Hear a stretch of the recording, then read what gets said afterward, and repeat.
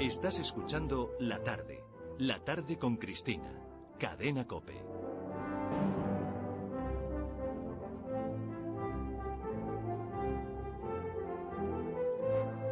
Vámonos a nuestro espacio de historia, que hoy tiene un interés especial porque roza lo rocambolesco y lo lírico. Es la increíble historia de la monja alférez. Roza, ¿no?, sobrepasa abiertamente lo rocambolesco. Es una historia realmente extravagante. Es uno de los episodios más raros de la historia de España. Es que era ella, Catalina de Erauso, una donostiarra de principios del siglo XVII. Vasca tenía que ser, claro. Sí. Sería solo una anécdota, hay que decirlo, si no fuera porque el asunto tuvo un relieve enorme.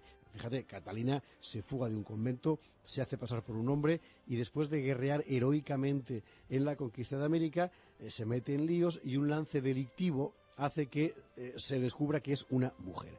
Claro, era un dilema moral de primera magnitud, es decir, ¿qué haces? Bueno, la Iglesia la acogió, el Papa en persona la recibió y la autorizó a vestir como un hombre, el rey Felipe IV le dispensó su protección. Claro, la pregunta es ¿por qué? ¿Qué había hecho Catalina para merecer semejantes honores? ¿Y qué fue de ella después de los honores? Pues eso es lo que vamos a contar. Vámonos a San Sebastián en 1585. Un importante matrimonio de la localidad, el formado por el capitán Miguel de Erauso y la dama María Pérez de Galárraga, ha tenido una niña. La España de ese tiempo es la que domina medio mundo, la que ha plantado sus banderas en América y Filipinas, la que ha determinado el Concilio de Trento, la que guerrea en Flandes y se las tiene tiesas con la hereje Inglaterra. Esta niña que acaba de nacer pasa al cuidado de una tía suya, se llama Catalina, y pasa la niña, no la tía, pasa al cuidado de su tía, que es priora del convento de San Sebastián el Antiguo. Catalina crece ahí en una atmósfera de oración y de disciplina, pero tiene dentro algo que la hace absolutamente incontrolable, es un terremoto. A los 15 años Catalina, que ya había dado muestras reiteradas de tener un carácter terrible, se pelea a golpes con una novicia. La novicia, que era mayor y más fuerte, la canea, le gana la pelea, la gana la novicia, pero Catalina cobra conciencia de que está fuera de sitio. Y un día, el 18 de marzo de 1600, sigilosamente, al anochecer, un labriego abandona discretamente el convento de San Sebastián. Ese labriego es Catalina disfrazada de hombre, y ya nunca abandonaría ese disfraz.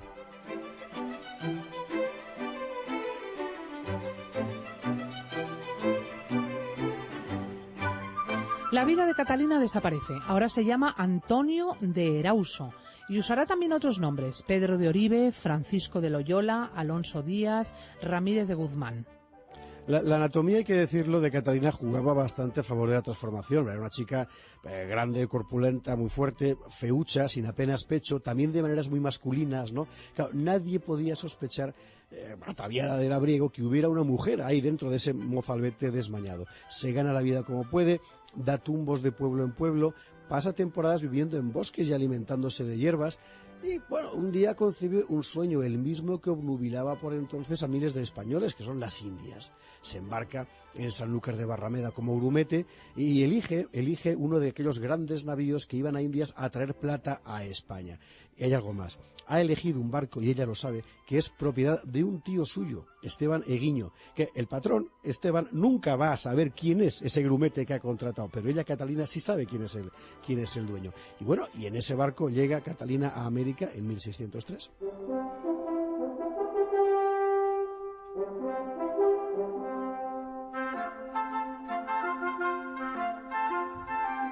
Y a partir de ese momento, la vida de Catalina Antonio, o de Antonio Catalina, porque no sabemos, es una chirriante mezcla de delito y heroísmo, de sórdidas pendencias y honor guerrero. El viejo Eguiño ha cumplido su misión.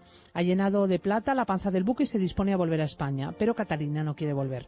Le roba al tío 500 pesos y desaparece. Antonio, nuestro grumete, pasará los meses siguientes en Panamá gastándose el dinero que ha robado. Sí, cuando se queda sin Blanca, se busca un nuevo jefe, un mercader de Trujillo, en Perú, y con él marcha a tierras peruanas. Pero allí el temperamento de esta mujer Catalina, que es Antonio, le traiciona como siempre, y siempre le va a pasar. Le traiciona hasta extremos tremendos, reta a duelo a un hombre y lo mata. Tiene que marcharse de Trujillo por piernas y establecerse en Lima, pero es una furia, es incapaz de asentarse en ningún lado. Termina enrolándose como soldado en las campañas de la conquista de Chile. Y en esa expedición chilena le ocurre algo increíble. Descubre que uno de sus jefes es nada menos que su hermano Miguel. Catalina acude a verlo. Miguel no puede reconocerla. Cuando él vino a América, Catalina apenas tenía 2 años. Ella, por otro lado, no revela su identidad, pero sí le revela que es de la misma ciudad y le habla de conocidos comunes. Miguel entonces acoge a Catalina en su tropa, persuadido de tener junto a sí a un paisano, un vecino. Un paisano además de notables virtudes militares. Durante los 3 años que servirá en la compañía de Miguel peleando contra los araucanos, Antonio Catalina se confirma como un gran soldado, templado, valiente, diestro en la espada, eficacísimo en el combate. Asciende con rapidez y alcanza con honor el grado de alférez. Catalina es un héroe de guerra. Es un héroe de guerra, pero que sigue teniendo un temperamento insoportable, imposible. Toda su vida transcurre entre peleas de taberna y juego de naipes, permanentemente. O sea, se pasa la vida en las tabernas retándose con otros tahúres. Pronto se gana fama de duelista, de peligroso espadachín, y en esa vida de pendencias le va a ocurrir algo absolutamente terrible. En Concepción, en Chile, 2 soldados están dirimiendo a espada un duelo. Cualquier pendencia, en fin, era una cosa muy común. Catalina es padrino de uno de los duelistas. Tras el primer intercambio de golpes, los 2 oponentes quedan heridos al mismo tiempo. ¿Qué pasa? Según el protocolo, eran los padrinos quienes tenían que acabar el duelo y continuarlo. Así que Catalina, padrina de uno de ellos, se abalanza sobre su rival y le hiere de muerte. Y entonces el herido revela su identidad. Es Miguel, el hermano de Catalina. Madre mía, qué Ella cosa no tan puede decir, ella no puede decir quién es, solo puede huir. Ha descubierto que acaba de matar a su hermano. Madre mía, esto es para hacer un peliculón. Catalina, o mejor Antonio, seguirá dando vueltas por los campos de batalla de Chile y Perú. La encontramos errante en Tucumán, Potosí, La Plata, Cochabamba, Cuzco, Huamanga. Es una existencia en el límite mismo de la ley. Mucha gente la busca para ajustarle las cuentas. Otros muchos, sin embargo, la temen o lo temen porque pensaban que era un hombre. Ella misma cuenta un lance muy expresivo. Pasado el río de Balsas, me desmonté para descansar un poco al caballo. Y estando así, veo llegar al río 3 hombres a caballo, que lo vadean hasta la mitad. No sé qué me dio el corazón y preguntéles: ¿A dónde bueno, caballeros? Díjome uno: Señor capitán, a prender a usted. Saqué mis armas, previne 2 pistolas y dije: prenderme vivo no podrá ser. Primero me han de matar y luego prenderme. Y me acerqué a la orilla. Dijo otro: Señor capitán, somos mandados y no pudimos excusar venir, pero con usted no queremos más que servirle. Todo esto parados en medio del río. Yo estiméles el buen término. Púsele sobre una piedra 3 doblones, monté y con muchas cortesías partí a mi camino para Huamanga.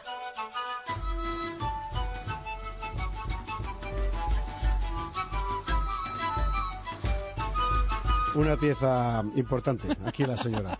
Bueno, es verdad, en 1623 aparece en Huamanga, en Perú. ¿A qué ha ido allí? A nada en concreto, simplemente está huyendo. Desde que ha matado a su hermano ha entrado en un vértigo permanente, ¿no? Y por el camino vuelve a meterse en líos, pero esta vez sí la cogen. Las autoridades la han cercado, el alférez es detenido y tanta gente desea su muerte que la pena capital es ineludible. La van a condenar a muerte.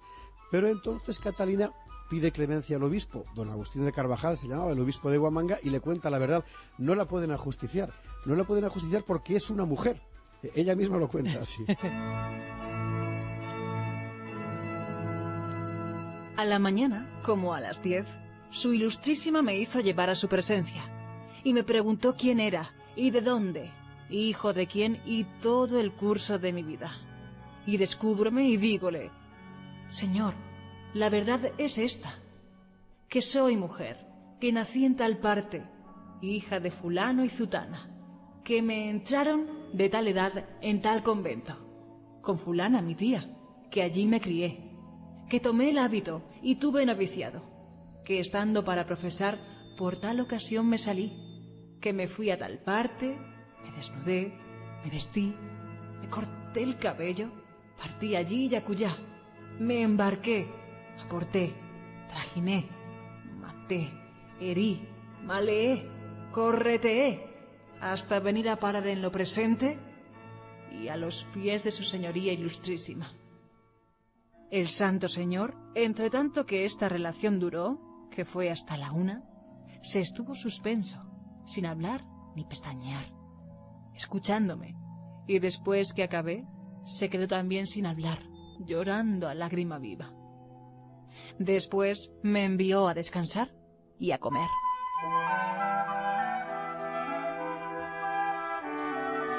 El buen obispo hizo que Catalina fuera examinada por unas matronas y, en efecto, determinaron no solo que era mujer, sino que además era virgen.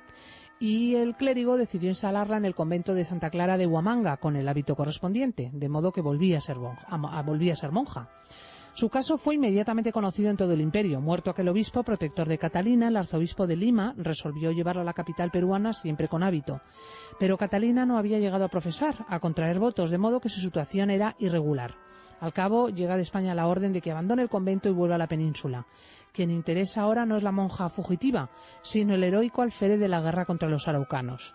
Así es como Catalina Antonio retorna a la península en traje de civil en la armada de un general, Tomás de Larraspuru, por cierto, que era un tío fantástico, un vasco de Azcoitia, que había prestado enormes servicios a España limpiando de piratas el Caribe.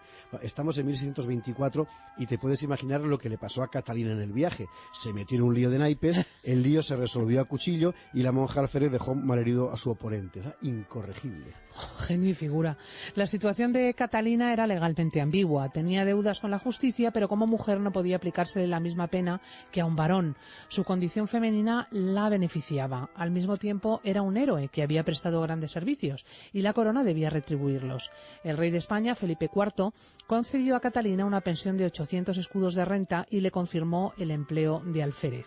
Fue el rey, por cierto, el primero que llamó monja alférez a Catalina. El caso es que así privilegiada, lo primero que quiso hacer Catalina fue arreglar del mejor modo posible su situación personal, que era de lo más extravagante. ¿Y cómo hacerlo? Pues acudiendo a la máxima autoridad moral, que era el Papa. Obtuvo audiencia del Papa Urbano VIII, el Papa la recibió, escuchó su historia y la autorizó a seguir vistiendo como un hombre, pero sin que dañara más al prójimo. Mira cómo lo cuenta ella misma. Partí de Génova a Roma. Besé el pie a la santidad de Urbano VIII y referíle en breve y lo mejor que supe, mi vida y correrías, mi sexo y virginidad. Mostró su santidad extrañar tal cosa y con afabilidad me concedió licencia para proseguir mi vida en hábito de hombre, encargándome la prosecución honesta en adelante y la abstinencia de ofender al prójimo. Hízose el caso allí notorio, y fue notable el concurso de que me vi cercado. Personajes, príncipes, obispos, cardenales. El día de San Pedro, 29 de junio de 1626, me entraron en la capilla de San Pedro, donde vi los cardenales y las ceremonias que se acostumbran aquel día. A la tarde, hallándome en rueda con 3 cardenales, me dijo uno de ellos, que fue el cardenal Magalón, que no tenía más falta que ser español, a lo cual le dije: a mí me parece, señor, debajo de la corrección que se debe a vuestra señoría ilustrísima, que no tengo otra cosa buena.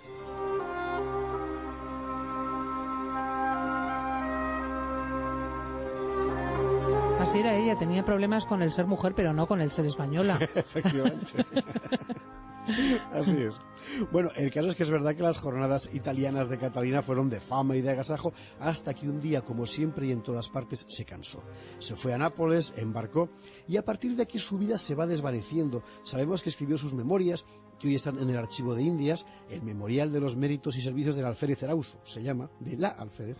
Cogió un barco en Sevilla en julio de 1630 y viajó a México. Aquí se instaló como hombre de paz, regentando un negocio de arrieros entre la capital y Veracruz, en fin, llevando mercancías, ¿no? Y Antonio de Erauso, pues ya se podía llamar así, morirá 20 años después en México en 1650. Sobre su muerte corrieron las historias más singulares, pero todo eso ya solo es fantasía.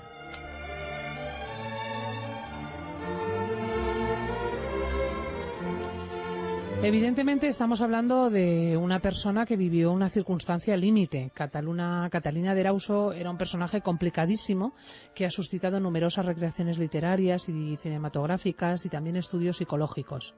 Sí, pero su caso es muy interesante porque nos permite descubrir la mentalidad de la España del 17, que era mucho más abierta de lo que hoy se nos quiere hacer creer.